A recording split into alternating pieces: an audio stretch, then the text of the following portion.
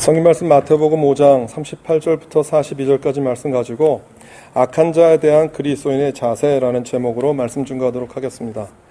20세기를 빛낸 위대한 인물들을 꼽으십시오라고 얘기를 하면 저마다 그 한 명씩 꼽는 사람 가운데 한 사람은 그 간디입니다. 그 인도의 시인 타고르가 간디에게 그래서 그 마하트마라고 하는 칭호를 헌정을 했어요. 마하트마라는 뜻이 위대한 영혼이라는 뜻인데, 그래서 우리가 간디를 부를 때 위대한 영혼의 사람 간디 그렇게 부르는 것이에요. 마틴 루터 킹이 간디에 대해서 이런 말을 했어요. 간디는 그의 평화 사상과 모범적 실천을 통해서 21세기 인류 전체의 큰 스승이 되었다. 간디의 가슴에 총알이 박히는 순간 인류의 가슴 속에는 간디의 사상이 박혔다. 간디를 이렇게 많은 사람들이 칭송하고 또 기리는 이유는 무엇일까? 간디에게 있는 그 무엇이 많은 사람들을 울리는 사상이 되고 가르침이 되었을까?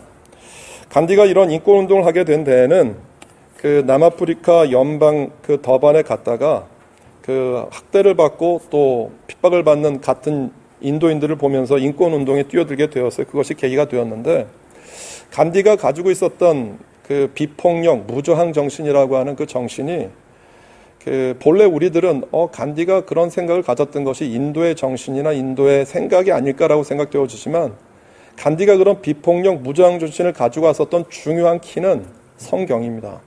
성경 가운데서도 산상수 마태복음 5장, 6장, 7장에 나와 있는 산상수훈을 읽고 그 내용을 깊이 마음 가운데 새기고 난 다음에 비폭력 무저항 정신을 이야기를 했어요.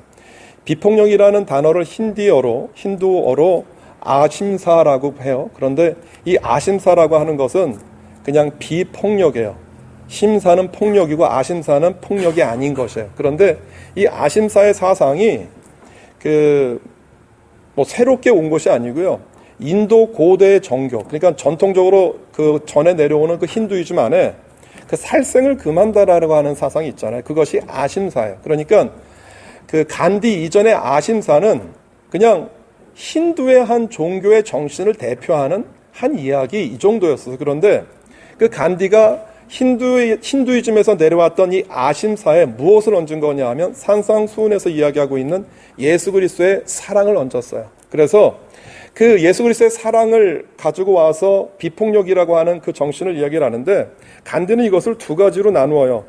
그 수동적인 아심사는 사익을 추구하거나 자기 만족을 위하여 직접적으로나 간접적으로 고의로 어떤 생물을 죽이거나 고통을 주는 것을 삼가하는 불살상, 그리고 불상해, 그리고 비폭력의 의미고요. 우리가 알고 있는 간디의 무저항 정신은 보편적인 사랑, 이 아심사는 그 능동적인 의미예요. 그런데 그 간디가 산상수훈에 나와 있는 사랑에서 아심사의 어떤 이론을 확립했다고는 하지만, 간디의 비폭력 안에 들어가면, 간디의 아심사를 열고 들어가 보면 거기에 예수님의 사랑 존재하지 않아요. 그러니까 간디가 얘기했었던 비폭력 무저항은 철저하게 인간이 가지고 있는 기본적인 윤리와 도덕 가운데에서 비폭력으로 맞선다라고 하는 인류 공통 정의에 기반을 한 것이에요. 그런데 산상수훈에 나와 있는 예수 그리스도에게 오늘 우리가 본문에서 악한 자가 우리에게 위해를 가하고 해를 가할 때 그대로 맞부딪히지 마라고 하는, 어떻게 보면 간디가 말했었던 비폭력 무저항 정신처럼 보이지만 이것은 간디가 말하는 비폭력과 무저항과는 굉장히 다른 차원의 것이야. 간디가 말하는 비폭력과 무저항에는 그 근본 뚜껑을 열어보면 뭐가 나오냐 하면 인류애가 나와요. 사람이라고 하는 공통적인 인간 정신, 그리고 비폭력을 행사하는 사람이 나와요. 그게 아심사예요. 그런데 산상수훈에 나와 있는, 오늘 본문에 나와 있는 폭력을 행하지 않고 맞서라, 악한 자가 나에게 폭력을 행하고 나에게 위해를 가할 때 그대로 받아들이지 말아라고 하는 그 가르침 안에는 무엇이 등장을 하는 거냐 하면 내가 나타나지 않아요. 내가 가지고 있는 사상이나 인간의 정신이 나타나는 게 아니라, 내가 왜 악한 자가 나한테 위해를 가할 때 그들에게 맞서지 않는 것이냐 하면 내 안에 그리스도의 사랑이 있기 때문에 그래요. 간디의 비폭력에는 사람이 나와요. 그러나 산상수훈 오늘 본문에 나와 있는 이 가르침 안에는 누가 등장을 하는 거냐 하면 예수 그리스도의 사랑이 나타나는 거. 이것이 달라요. 오늘 그것이 어떤 의미이고 우리에게 어떤 그 다른 것이 있는지 한번 살펴보려고 해요. 첫 번째, 악한 자들에 대한 그리스도인의 첫 번째 자세예요. 그것이 오른뺨 왼뺨으로 나오는데, 그 38절 말씀 보게 되어지면 그 전체적인 것들 다 이야기하고 있어요. 38절 말씀 이렇게 되어 있습니다. 또 눈은 눈으로 이는 이로 갚으라 하였다는 것을 너희가 들었으나 라고 되어 있죠. 눈은 눈으로 이는 이로 갚으라고 하는 것이에요. 이것이 율법 전체가 가지고 있는 한 의미예요. 여러분 그 구약 성경에서 율법에서 이야기하고 있는 그 이야기는 뭐냐면 그 복수의 정당성을 이야기한 거예요. 내 안에 어떤 그 복수를 할 수 있는 당연한 권리가 라이트가 있다라고 하는 것을 이야기하는 게 아니고요. 그 구약 성경에서 그 이야기하고 있는 이 복수의 정당성은 어떻게 보면 사회 정의예요. 한번 생각해 보시겠어요? 나에게 내 물건을 빼앗아 간 사람이 있어요. 그리고 나를 죽인 사람이 있어요. 그 사람한테는 어떻게 리스판스 해야 될까요? 만약에 나를 죽이거나 나를 때리거나 내가 가지고 있는 물건을 전부 앗아간 사람한테 아무런 반응도 하지 않으면 그 사회의 정의가 이루어지겠습니까? 그리고 나쁜 짓을 한 사람이 아무 벌도 받지 않으면 그 사람의 어떤 한 행동을 중단하겠어요? 어떻게 보면 한 사회가 존재하기 위해서, 한 사회가 이 세상에 그냥 있기 위해서 악한 일을 한 사람에게 악한 그에 해당하는 벌을 받는다는 것은 어떻게 보면 당연한 것이에요. 그것이 구약 성경에 같은 동일한 보복을 해야 된다라고 하는 동해보복법의 기본 바탕이에요.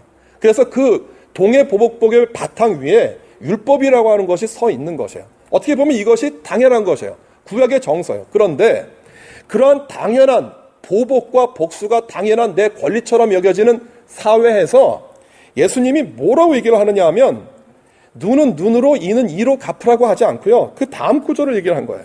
39절 말씀 같이 한번 읽어볼까요? 시작. 나는 너희에게 이르노니 악한 자를 대적하지 말라. 누구든지 내 오른뺨을 치거든 왼편도 돌려대며 라고 되어 있어요. 여기 설정이 굉장히 재미있어요.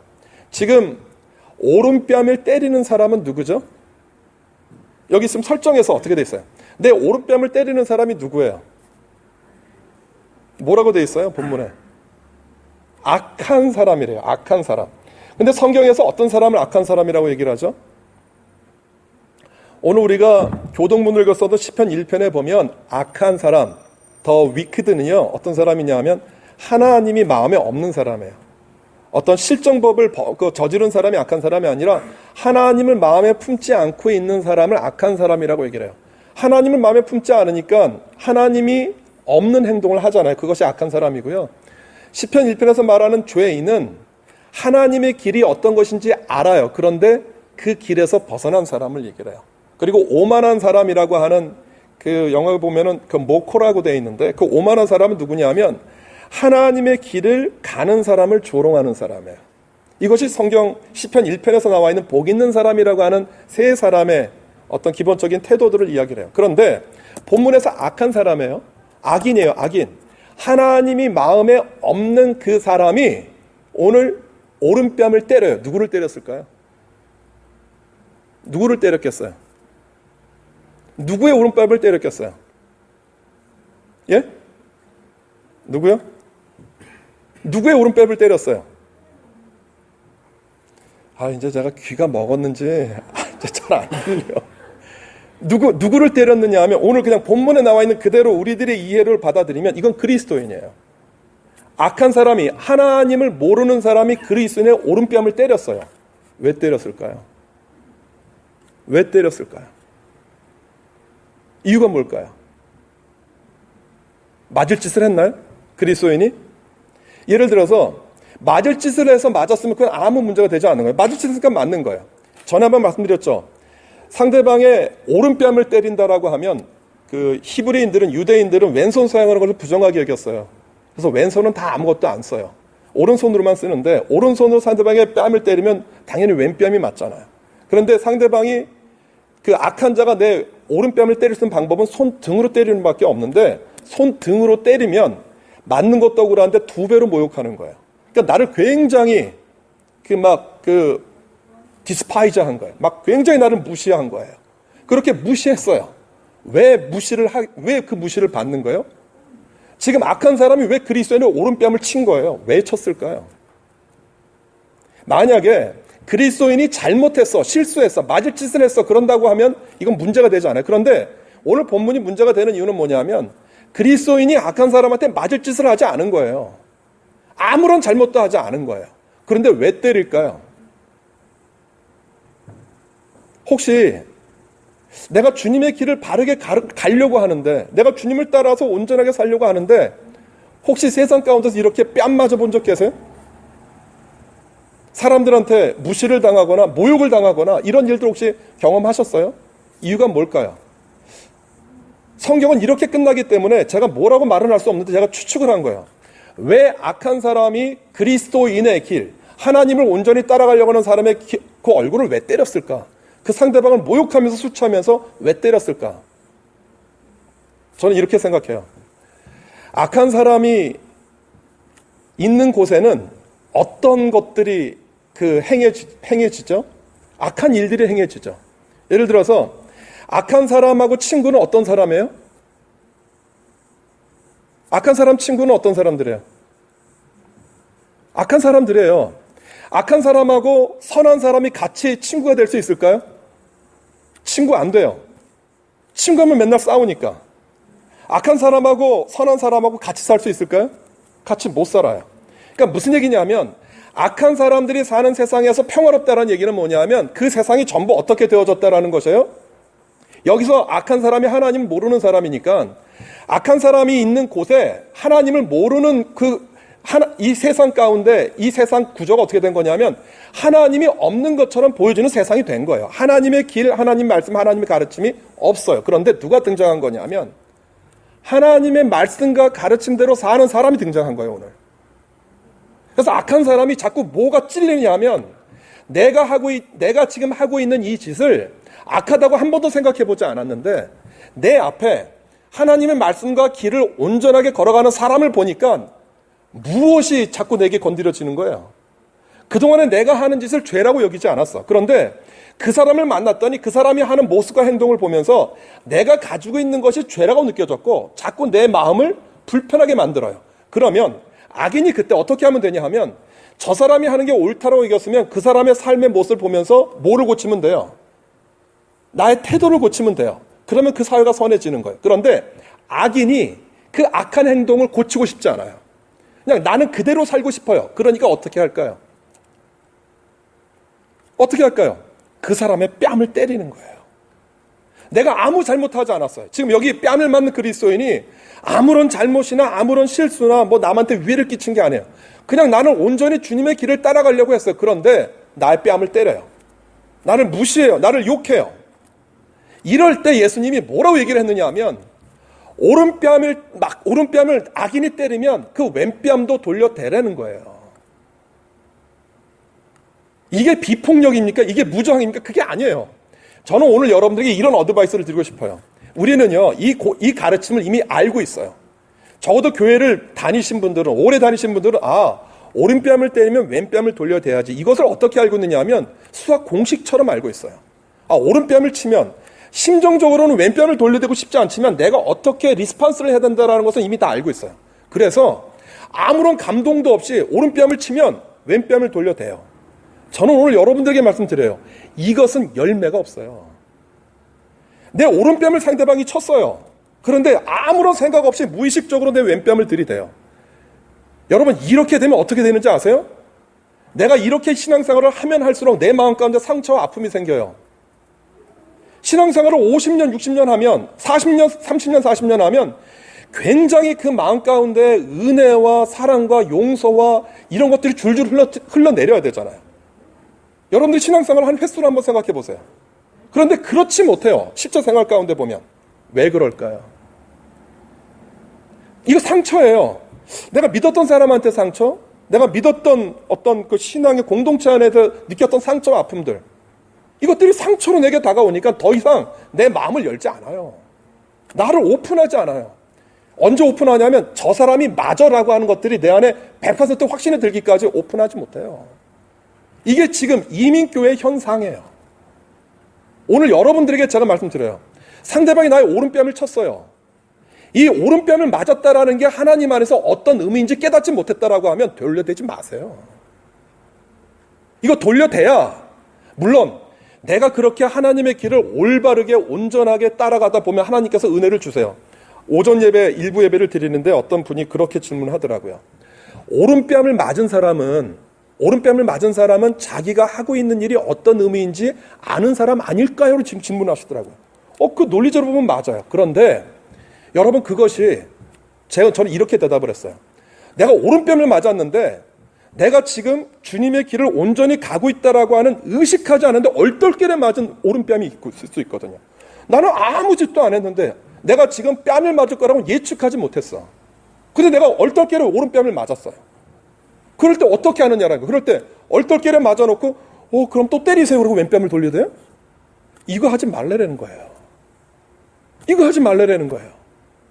얼떨결에 돌려대는 왼뺨을 내가 맞았어요. 나는 맞았는데 그 맞은 것이 내 안에 아무런 열매도 맺을 수가 없어요. 제가 오늘 여러분들이 드리는 어드바이스는 뭐냐 하면 상대방이 나의 오른뺨을 쳤어요. 그러면 그 오른뺨 맞은 것을 가지고 누구 앞에 갖고 나가셔야 되냐 하면 예수 그리스도 앞에 갖고 나가셔야 돼요. 내가 오른뺨을 맞았어요. 내가 수치를 당했어요. 내가 모욕을 당했어요. 내 마음이 아파요. 주님 어떻게 할까요? 여러분 거기에서 주님이 말씀하신 것이 있어야 내가 왼뺨을 돌려대죠. 그 왼뺨을 돌려댈 때에는요. 그것이 그냥 왼뺨이 아니고요. 하나님이 내 안에 함께 하시는 능력으로 돌려대는 것이거든요. 거기엔 능력이 나타나요. 그래서 그 왼뺨을 돌려댈 때 누가 나타나냐면 하나님의 영광과 하나님의 사랑이 나타나는 거예요. 나는 왼뺨을 돌려댔어요. 그런데 아무런 능력도 나타나지 않아요. 계속 내 수치와 아픔만 내 안에 계속 쌓여요. 뭐 갖고 되신 거냐 하면 그 하나님의 동행함이 없이 왼뺨을 돌려댄 게 아니라 그냥 내가 맞은 거예요. 내가 맞은 거예요. 자꾸 맞다 보면 맷집이 늘고요. 상처가 생겨서 아무런 반응도 하지 않아요. 무감각한 사람이 되어버리고 말아요. 오늘 오른뺨 왼뺨에 나오는 이 교훈을 여러분들에게 다시 한번 강조하는 이유는 오른뺨을 맞아요. 내가 주님의 길을 올바르게 걷고 주님 말씀대로 살려고 하는데 이유 없는 핍박과 이유 없는 아픔을 내가 당할 때가 와요. 여러분 그럴 때 그 자리에서 정말 묵묵히 다시 한번 주님 앞에 나가셔야 돼요. 전 이거 말씀드려요. 주님 앞에 갖고 나가세요. 여러분들의 모욕과 여러분들의 수치와 여러분들의 아픔을 주님 앞에 가지고 나가셔야 돼요. 그걸 가지고 나가야 내가 왼뺨 대리될 수 있는 용기와 깨달음이 내 안에 생겨요. 그게 되어지면 그때는 왼뺨 되는 거예요. 그래서 잠시 인터벌을 가지세요. 상대방이 나의 오른뺨을 때리면 바로 리스폰스 하지 말고요.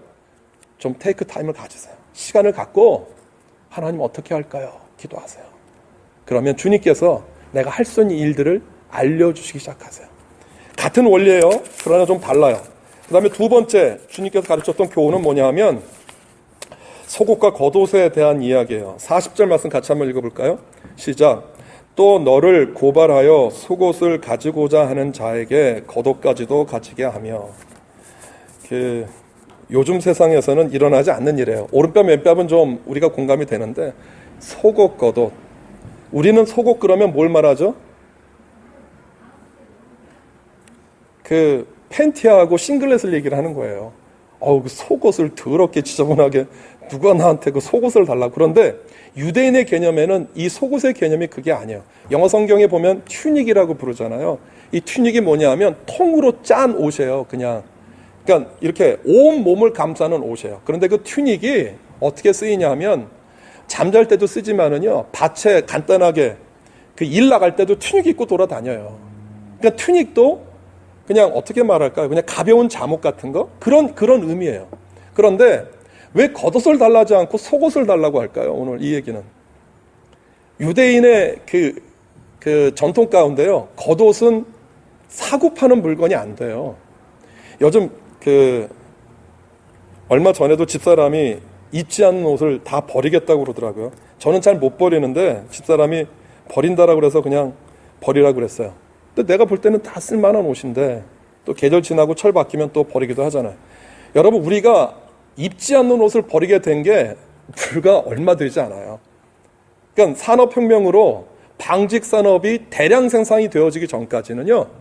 우리가 입는 옷은 전부 그 손으로 짠 옷들이에요. 그러니까 옷이 얼마나 귀했는지 몰라요. 그런데 이것이 더군다나 예수님 당시의 시대예요.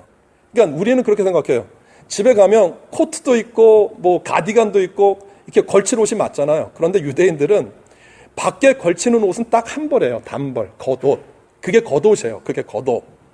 그 겉옷이 옷도 되고 담요도 되고 여러 용도로 쓰여요. 그리고 정말 내가 돈이 부족하면 그 겉옷을 저당 잡히고 돈을 수용할 수 있는 용도까지 돼요. 그러니까 겉옷은 오심과 동시에 나의 마지막 최후의 경제수단인 거예요. 그것이 겉옷이에요. 그래서 구약율법에 겉옷을 저당 잡지 마라고 얘기를 해요. 혹시 겉옷을 저당 잡힐 만한 일이 있어도 그 사람을 생각해서 해가 지기 전에 겉옷을 돌려줘야 해요. 그러니까 유대인의 의식에서 겉옷은 절대, 하나님을 아는 사람이라고 하면 겉옷을 절대 취할 수 없는 게 겉옷이에요. 그러니까 이거예요. 그 겉옷을 취할 수 없어, 상대방이. 이거 똑같이 악한 사람이에요. 겉옷을 취할 수 없으니까 무엇을 달라고 하는 거예요? 속옷 달라는 거예요.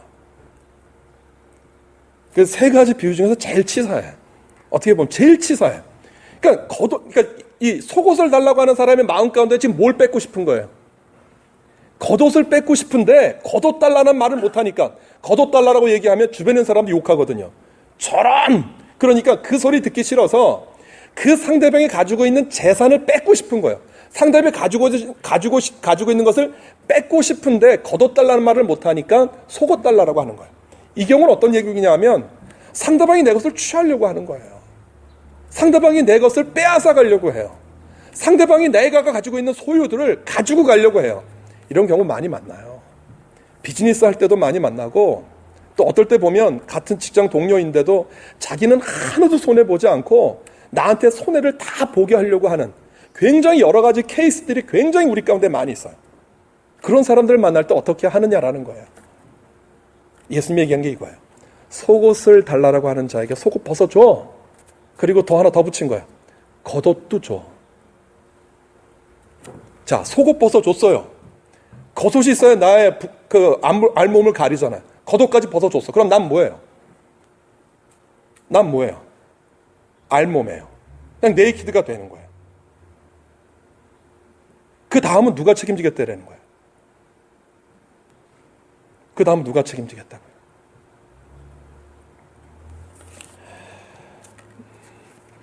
저는 제가 종종 말씀드리잖아요. 우리가 신앙생활, 믿음생활이라는 게 저는 모험 같아요. 우리가 언제 모험이라고 얘기를 하냐면 내가 지금 앞에 일어나는 일들을 모를 때 모험이라고 얘기를 해요. 내가 어떤 일들이 일어날지를 다 알면 그건 여행이에요. 여행. 그런데 모험이 되는 순간은 어떤 순간이냐면 내가 생각했던 예측이 불가능한 것, 그것이 모험이잖아요.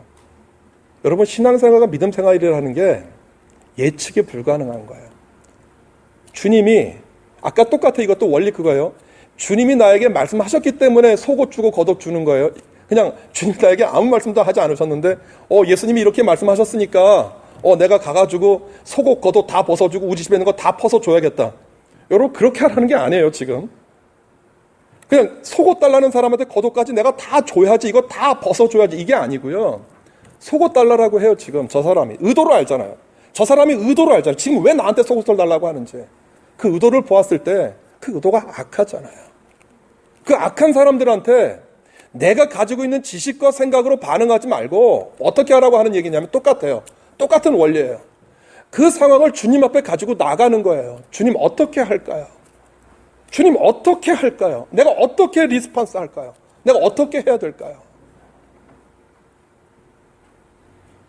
여러분, 이론상은 그 사람 굶어야 돼요. 이론상은 그 사람 벌거벗어야 되고요. 이론상은 그 사람 망해야 돼요. 그런데 주님께서 나에게 말씀하셔서 겉옷까지 내주고 나면 그 나머지는 누가 책임지냐 하면 주께서 책임진다는 사실 믿으세요? 믿으세요? 주께서 책임지신다라는 거예요. 내가 너희들의 삶을 내가 책임지겠다라는 것이에요. 너희들의 손에서만 이루어지는 게 아니라 먼저 하나님의 나라와 그 의를 구한다는 게 같은 의미거든요. 내가 너의 삶을 책임지고 내가 너의 인생을 책임지겠다라고 하는 거예요. 제가 전에 한번 말씀드렸잖아요. 제가 청소권 사서 파나톤에서 일할 때 그 회사 사장이 부당하게 저를 잘랐어요. 부당하게 잘랐기 때문에 제가 부당한 것에 대해서 대항할 수 있는 몇 가지 방법이 있었어요. 그냥 가장 쉽게는 트리뷰널 코트에 가지고 가고, 그리고 IRD에 얘기해서 제가 가지고 있는 권리를 보장받는 것이에요. 되게 고민했어요. 하나님 어떻게 할까요? 어떻게 해야 되죠? 어떻게 하는 것이 제가 이 상황에서 가장 올바르게 행할 수 있는 행동일까요? 근데 아무리 기도를 해도 주님께서 저에게 그렇게 하지 말래요. 그렇게 하지 말래요. 그랬죠. 억울한데요? 나 당장에 청소권 샀었던 금액도 포기해야 되고 제가 손해봐야 되는 거 굉장히 많은데요. 어떻게 하죠? 하지 말래요. 그럼 어떻게 하실 건데요? 내가 책임지겠다라는 거예요. 주님께서 그렇게 얘기하시면 어떻게 해야 돼요? 또 순종했어요. 그리고 놔드렸어요. 제가 망했나요? 제가 굶나요? 제가 거리에 나왔나요? 아니거든요. 주님께서 책임지시는 거거든요. 저는 그래서 이 부분 자신 있게 말씀드릴 수 있어요. 주님께서 책임지세요. 여러분, 우리가 신앙생활하는 발걸음 하나 뛰는 모든 것들이 전부 모험이에요. 내가 주님 말씀을 의지하기 때문에 내가 오늘 이 한 걸음을 뛰겠습니다라고 하는 모험이거든요. 오늘 속옷 겉옷이 바로 그 의미예요. 마지막 세 번째, 오리 심리의 얘기예요. 악한 자들이 또 요구를 해요. 오리를 가자고 해서 오리를 갔어요. 그랬더니 또 오리를 가자요. 당시 로마 군정 시대잖아요. 로마가 다스리던 시대잖아요. 로마에서 법을 하나 만들어 놓았어요. 군인들이 다닐 때 군인들이 무거운 것을 가지고 무기를 가지고 가잖아요. 그럴 때 군인들에게 어떠한 권리가 있느냐 하면 지나다가 아무 사람이나 보면 어느 나라 사람, 로마라고 하는 통치, 로마 제국 안에 있는 사람을 만나면 어느 사람인지 불러서 그 사람에게 내 짐을 지우게 할 수 있어요. 그런데 그 짐을 무한정이 아니라 그 거리를 1마일로 제한했어요. 1마일은 1.6km예요. 1마일을 짊어지게 하고 난 다음에 그 1마일은 내가 짊어져요. 근데 그 다음에 그 사람이 또 한 사람을 만나서 1마일을 짊어지게 해야 되지 1마일을 지고 갔는데 또 1마일을 지게 하면 그거는 안 돼요. 그건 위법이에요. 오늘 그 얘기를 하시는 거예요. 어떤 사람이 나한테 오리를 가자고 얘기했어. 그런데 그 사람이 또 나한테 오리를 가자라고 얘기를 해. 난 이미 지나왔는데. 무슨 얘기냐 하면 상대방이, 악한 사람이 나에게 부당한 요구를 해오는 거예요. 이건 부당해. 이건 바르지 않아. 이건 정의롭지 않아. 공평하지 않아. 왜 나만 해야 되는데? 왜 부당한 요구를 나한테 하는데? 그럴 때 그 부당한 요구를 해올 때 우리가 어떻게 오늘 얘기를 하느냐 하면 그것과 맞서지 말라라는 거예요. 이게 비폭력입니까? 무정하라는 게 아니에요. 맞서지 말라라는 거예요. 아무 말 하지 말고 그가 요구하는 오리 1.6km 완마일 더 가라는 거예요. 무엇 때문에? 무엇 때문에? 여러분, 이것을 누가 하는 거냐면 앞에 나와 있는 산상수훈이 이해가 된 사람들인 거예요. 앞에 나와 있는 팔복이 예수님께서 말씀하셨던 그 가르침이 내 안에 들어왔으면, 내가 이 세상에 소금과 빛으로 살겠다라고 내가 작정했으면, 내가 그 소금과 빛이 되어지는 그 길들을 어떻게 만나는 거냐 하면 아까 말씀드렸었던 것들, 처음에 오른뺨 왼뺨 속옷 겉옷 오리 심리가 우리 인생과 삶 가운데 다가와요. 내가 살고 있는 이 세계가 전부 하나님을 아는 사람들이 아니기 때문에 그런 악한 사람들이 나에게 그런 것들을 요구해 올 때가 있어요. 여러분, 그때 여러분 그냥 가지 마시고요. 주님 앞에 기도해서 주님께 도움과 주님의 능력을 힘입으세요.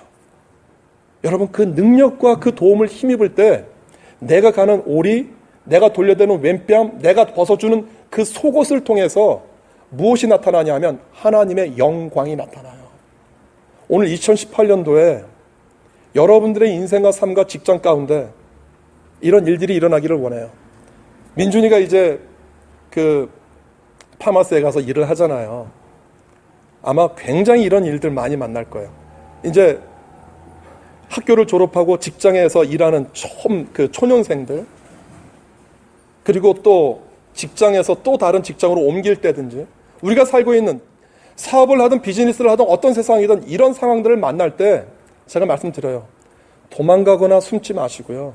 그리고 내가 예전에 해왔던 관행대로 하지 마시고 그 문제를 누구에게로? 주님께로 가지고 나아가세요. 그리고 주님께서 주시는 그 은혜와 사랑으로 그것을 대할 수 있는 분들이 나타나기를 원해요. 여기 공통점이 한 가지 있어요. 오른뺨 왼뺨 속옷 겉옷 오리 심리 가운데 무엇이 나타나는 거라고요? 나의 의를 나타내는 게 아니에요. 내가 이렇게 선한 사람이야, 내가 그리스도이냐, 내가 이런 사람이라는 걸 나타내는 게 아니고요. 내가 지금 그 오리를 완마일을 왜 더 가죠? 내가 지금 왜 속옷을 벗어주죠? 내가 지금 왼뺨을 왜 돌려두죠? 누구 때문에? 내 안에 계신 예수 그리스도 때문에 하는 거예요. 그것이 우리 안에 고백되어질 때 주님께서 여러분들을 통해서 당신의 놀라운 일들을 보게 하실 것이에요. 저는 말씀드릴 수 있어요. 이건 열매예요. 반드시 열매가 맺어요. 내가 주님의 이름으로 했기 때문에 이 은혜가 우리 모두 가운데 있기를 주님의 이름으로 소원합니다. 기도하겠습니다.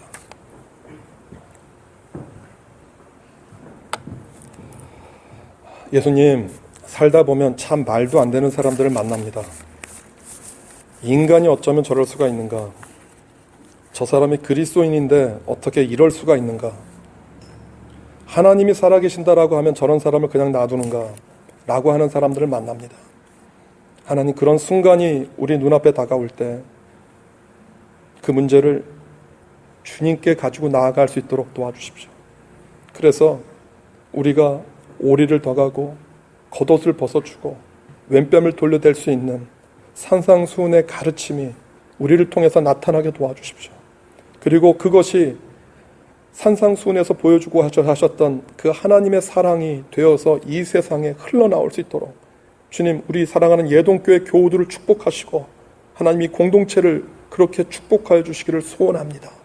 그런 하나님의 은혜가 우리 사랑하는 모든 교우들 가운데 일어날 수 있도록 주님 축복하여 주옵소서. 감사합니다. 예수님의 이름으로 기도드립니다. 아멘.